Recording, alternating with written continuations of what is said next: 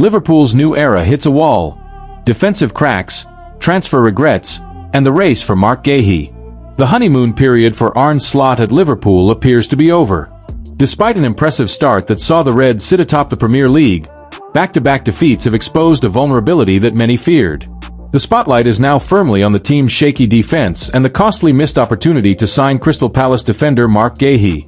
As Liverpool navigates its first true crisis under new management, the transfer saga for Guehi is heating up, with the club facing fierce competition from Europe's elite. The defensive dilemma. A decision that haunts Anfield.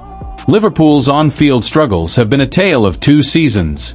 While they've secured 5 wins from 6 matches to lead the Premier League, their defense has looked fragile.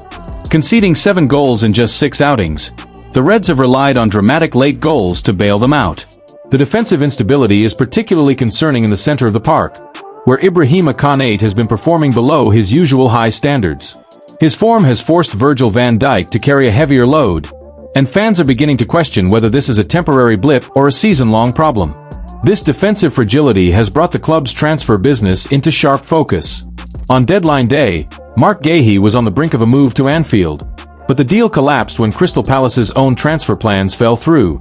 At the time, the failure to land Guehi seemed like a minor setback, but Konate's recent struggles have changed the narrative entirely. Fans are now left wondering if signing Guehi could have been more impactful than the big-money transfer of Florian Wirtz. The need for a top-tier center-back is more pressing than ever, especially with Giovanni Leone out for a year with an ACL tear. While Joe Gomez remains an option, his performance against Southampton in the Carabao Cup has done little to inspire confidence. This leaves Liverpool in a difficult position. Rely on a struggling Konate or re-enter the high-stakes race for Guehi in the January transfer window.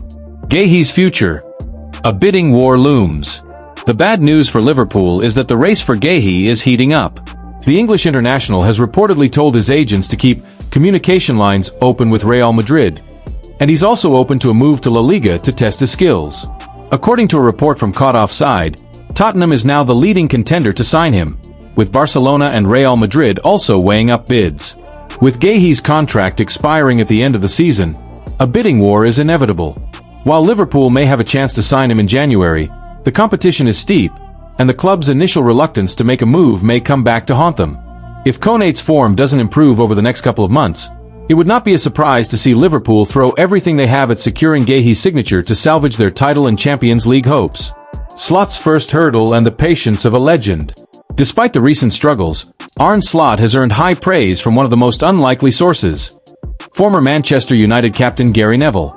Neville, who expected Liverpool to face significant challenges after Jurgen Klopp's departure, admitted he was wrong about the Dutchman. Neville described Slot's job as absolutely incredible and praised his flawless conduct, noting that he won the Premier League in his first season. Liverpool legend Kenny Dalglish echoed this sentiment, calling both Klopp and Slot brilliant people for the club. However, Dalglish also offered a dose of reality, stating that the team is not yet at its best and may need a couple of months to find its rhythm. He urged fans to be patient as the new signings settle in, noting that the winning would be more important than the entertaining. This patience is particularly needed for Liverpool's new marquee signings. Florian Wirtz, a £116 million arrival, has yet to make his mark, failing to score or assist. Alexander Isak, who joined for a hefty £125 million, has also struggled to find the back of the net in the league. Jamie Carragher, speaking on CBS Sports, delivered a scathing assessment, comparing Liverpool's current style to basketball, and stating that the team's balance is not right. Carragher singled out Wirtz, suggesting he needs to be taken out of the team so Liverpool can return to a more stable structure. The enduring bond. Dalglish on Liverpool's heart. Amidst the chaos of the current season, a new documentary on Kenny Dalglish's life offers a powerful reminder of the club's identity. Speaking on the Overlap podcast, Dalglish shared his deep affection for Liverpool, a city he said felt like a second home from the moment he arrived in 1977.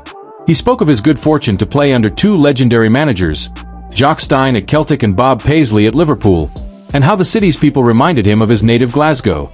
Dalglish's story is a testament to the special bond between players and the city of Liverpool, a bond that was cemented when the staff at his hotel, the Holiday Inn, went out of their way to make his family feel welcome. As the club faces a challenging period of transition, Dalglish's words serve as a powerful reminder of the values that have always defined Liverpool: community, hard work, and a shared passion for the game. The current season is a test of those values. Can Arne Slot and his new-look squad find the balance and stability needed to compete for trophies? The answer may lie in a defender named Marc Guehi, and whether Liverpool is willing to make a move to secure their future. Liverpool gets medical verdict on Alisson injury setback as worrying theme emerges. Liverpool receives a medical verdict on Alisson Becker's most recent injury, with a worrying theme emerging as the 32-year-old will be out for a considerable time after the loss to Galatasaray.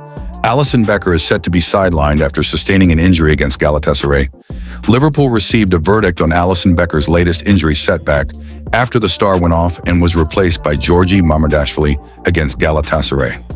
In the Reds' loss, the 32-year-old was injured after making a save to stop Victor Osimhen after a poor pass from Ibrahima Konate to Ryan Gravenberch. After stopping Osimhen, Alisson remained on the grass, prompting medical personnel to tend to him before he eventually made his way off the pitch. Now fans get an insight into what to expect from the star moving forward, especially as Alisson continues to enter the downslope of his career. Yeah, so it's obviously a bit of speculation, because there's a lot of things that we don't know.